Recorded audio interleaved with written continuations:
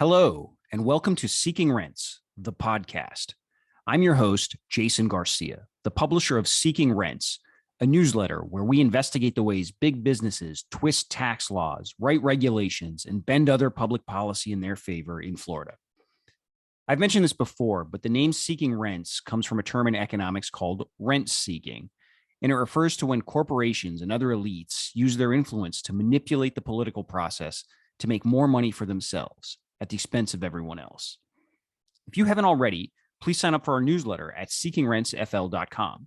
Subscriptions are free, but you can buy a paid one if you want to. It's a way to show your support for our work and to help pay for expenses like public records requests. So it's been quite a week in Florida politics. In Orlando and St. Petersburg, local leaders are seriously considering rent control to protect tenants from skyrocketing rents, despite intense opposition from the apartment industry. In Tallahassee, the incoming Republican leaders of the Florida legislature, who will take control of the House and Senate after this fall's elections, promised to use their power to protect energy and agriculture companies, which in Florida is usually code for electric utilities and big sugar.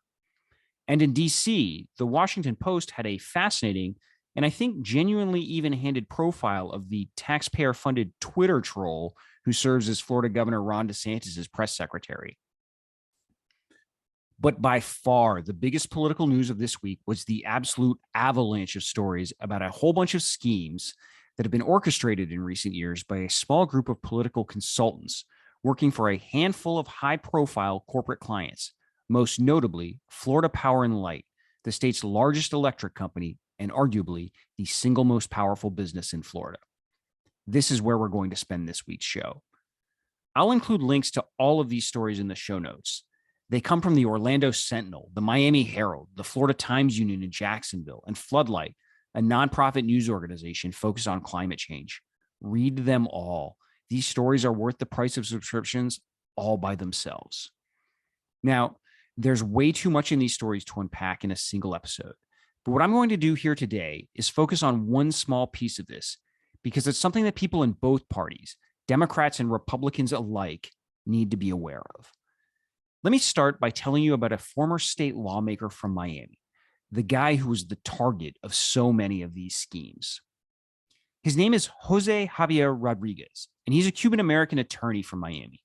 He was a member of the Florida Senate until 2020, when he lost re-election because of the state's infamous ghost candidate scandal. We'll talk more about that in a bit. Lots of people call him JJR, and he's a Democrat. But Republicans, you should also care about his story. We'll talk more about that in a bit, too. So about JJR, the first thing to know about him is that he was the rare Democrat in Florida who had proven he could win in close races in swing districts, even when he had opponents spending millions of dollars to defeat him. For instance, when he first ran for the state house in 2012, JJR, who was a first-time candidate for office, beat a far better known longtime Republican politician in Miami. And when he ran for the state Senate 4 years later, he beat a Republican incumbent in what was, at the time, one of the most expensive legislative races in Florida history. The second thing to know about JJR was that he was very progressive, the sort of elected official who regularly and publicly called out the influence of big business lobbyists in Tallahassee, and more importantly, who actually tried to do something about it.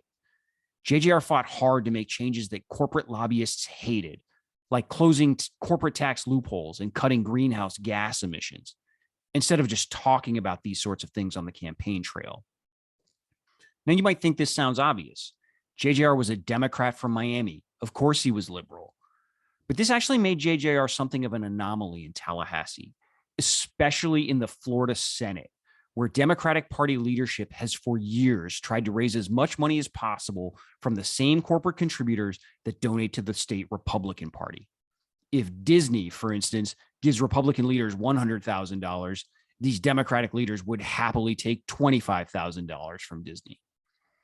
In fact, some of the state's most powerful corporations have worked closely with Senate Democratic leaders and their consultants in recent years to raise money into the party, but only after steering that money through networks of nonprofits and political committees that make it impossible for anyone else to know the original source of these donations. They'll tell you that this is all designed to hide the source of the money from Republican leaders who might retaliate against donors giving money to Democrats. And there's some truth to that. But it's also designed to hide the source of the money from you, because many voters don't really want their candidates taking money from big companies seeking policy favors. Now, you might ask yourself why big businesses would do this. After all, these companies already give much more money to Republican leaders, and Republicans are the ones in control in Tallahassee. Partly, it's just about covering your bases, just in case Democrats win some of the few swing seats that these parties spend most of their money fighting over every election cycle. But it's also about making sure that when a big donor wants the legislature to do something that might be unpopular, it passes by a big bipartisan majority, so no one person or party catches all the potential backlash from angry voters. Here's an example. A few years ago, Florida Power and Light asked the Florida legislature to pass a bill that would let the company charge its customers more money to pay for burying power lines underground and other things that harden the electric system against wind damage during hurricanes. And not only did FPL want the legislature to make its customers pay separately for these hurricane hardening costs, it wanted to make a profit off these costs too. This was a big deal to FPL. In presentations to investors, the company called this legislation a $25 to $35 billion opportunity. That's billion with a B. After it passed, the company's chief financial officer told Wall Street that Florida Power and Light was, quote, very pleased with this legislation. This FPL bill passed the Florida Senate 39-1. The only senator from either party to vote against it was Jose Javier Rodriguez. So JJR was a progressive who was popular with liberal voters, but he also had a record of attracting support from moderate and swing voters too. This made JJR something that may have been even more important for Florida Democrats: hope for the future. One of the biggest failings of the Florida Democratic Party since it fell out of power in Tallahassee more than 20 years ago has been its inability to identify, develop, and support candidates at lower levels of government who can grow into bigger roles. Candidates and elected officials in the state legislature or on city councils or school boards who work hard, do a good job, and connect with voters. To use a sports analogy, these are the sort of prospects who could one day become compelling candidates for statewide offices like governor, attorney general, United States senator. This is called building a bench, and the Florida Democratic Party's bench has been vanishingly thin for years. This is the main reason, by the way, that this year's race for the Democratic nomination for governor is between a former Republican and a former lobbyist who campaigned for Republicans. JJR was undeniably one of the brightest prospects on the Florida Democratic Party's bench. He was one of the only prospects on the Florida Democratic Party's bench. But this is also what made Jose Javier Rodriguez so threatening to the corporate interests who have so much influence in Tallahassee. This is especially true of Florida Power and Light, the company that JJR clashed with more than any other. That hurricane hardening legislation from a few years ago was one example, but there are many others. For instance, JJR sponsored one bill that would have made utility companies transition to 100% renewable energy, and FPL currently gets roughly 3/4 of its energy from natural gas. He sponsored another bill that would have made big corporations pay higher corporate taxes, and FPL and its parent company are among the state's biggest corporate taxpayers. And he sponsored a third bill that could have opened FPL up to competition by letting landlords with solar panels sell power directly to their tenants. And FPL, of course, is currently a monopoly. Florida Power and Light executives did not like JJR. The company's CEO even instructed his lobbyists to, quote, make his life a living hell, according to an email published by the Orlando Sentinel and Floodlight. The executive later told the paper that he'd used, quote, a poor choice of words. FPL CEO sent that email in January 2019. And later that year, according to the Sentinel and Floodlight, another executive at FPL received a different email, one that included a proposal to take Jose Javier Rodriguez out by having another Democrat run against him during the 2020 elections. It was an exceptionally detailed proposal. It identified the ideal recruit, a more moderate Democrat currently serving in the Florida House, who was seen as much cozier with the biggest corporate lobbyists in Tallahassee. It suggested strategies to cut off funding from some of JJR's most likely donors. And it laid out a timeline and a budget, nearly $4 million. But here's what made this proposal so remarkable. It was drawn up by a Democratic political consultant. That's right, a plan to take out one of the most popular and progressive Democrats in Florida, one of the party's best prospects for future statewide office, was written by one of the Democratic Party's own consultants. What's more, according to the Sentinel and Floodlight, this Democratic consultant then shared his strategy memo with some key Republican political consultants. It was one of those Republican consultants who sent it on to Florida Power and Light, according to the Sentinel and Floodlight. And here's what I think is the wildest part of all. This plan specifically suggested trying to get Republican and Democratic Senate leaders in Tallahassee to work together on this. Democratic leaders would agree not to help JJR defend himself in the primary election if Republican leaders would agree not to go hard after the seat in the general election. Essentially, the idea here was to have both parties agree on a corporate-backed Democrat for this one Miami area Senate seat. Now, this proposal to run another Democrat against JJR was never put into action. The Democratic consultant who drew it up told the Sentinel and Floodlight that he wrote the proposal to stress how difficult it would be to defeat JJR in a primary, in hopes of persuading the, quote, client that requested it not to do it.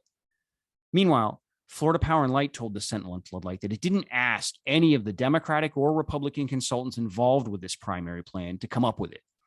The company says it just asked to see the proposal after hearing about it. But if you take this proposal at face value, think about what it ultimately shows. Democratic and Republican political consultants working together on a strategy to ensure a corporate-backed Democrat would win a seat in the Florida Senate. This would have happened at the expense of a more populist Democratic incumbent, of course, but it also would have happened at the expense of any potential Republican challenger. This isn't the first time something along these lines has happened, by the way. Some of these very same consultants were deeply involved in a multi-million-dollar race in 2020 for Miami-Dade County Mayor, which is arguably the second most powerful elected office in Florida after governor. All of those efforts seem to be around ensuring either a quote-unquote pro-business Democrat or a Republican won that race, instead of a progressive county commissioner named Daniela Levine Cava. Cava was another elected official, by the way, who had clashed in the past with Florida Power and Light. Cava ended up winning anyway, but JJR did not. That's because, while the plan to challenge JJR in a primary was never put into action, another scheme was the now infamous ghost candidate scandal. That was when a group of political consultants helped a few people qualify as independent candidates in 3 key state Senate races around the state, including JJR's seat in Miami. These independent candidates were ghosts, meaning they never did any campaigning themselves. One of them was already planning to move to Sweden. But the political consultants promoted these ghost candidates in a $500,000 dark money funded advertising campaign. The ads were designed to pull votes away from the Democratic candidates in each race. The ghost candidate recruited to run in JJR's race even had the same last name as him. Republicans ended up winning all 3 seats, and JJR ended up losing to his Republican challenger by just 32 votes. This has become one of the biggest scandals in the recent history of Florida politics. 5 people have been charged with crimes, including a former Republican lobbyist who prosecutors say bribed the ghost candidate who ran in JJR's race. That Republican lobbyist has pled not guilty and is awaiting trial. Meanwhile, the Republican who took JJR's place in the state Senate, Senator Ileana Garcia of Miami, ended up voting with Florida Power and Light on another controversial bill that passed this year. That bill could have undercut potential competition to FPL from rooftop solar panels, and it too passed the Florida Senate on a bipartisan vote. But Florida Governor Ron DeSantis vetoed it. You know, there's a growing debate in both political parties, particularly on the Democratic side, about whether candidates should ever accept donations from big corporations that are trying to influence public policy, or from their lobbyists or their dark money nonprofits and political committees. And the people who usually push hardest against this idea are the career political consultants and professional fundraisers. They argue that refusing to take corporate contributions would be naive and self-defeating. Candidates, they say, should raise as much money as they can from wherever they can in order to have the best chance at winning their race. First of all, this is at best a flawed argument. Sure, it is quicker and easier to raise money from corporations. These companies and their lobbyists want you to take their money after all. But a good candidate who is willing to work hard enough can raise more than enough money to run strong campaigns without leaning on businesses who will come looking for favors a few months later.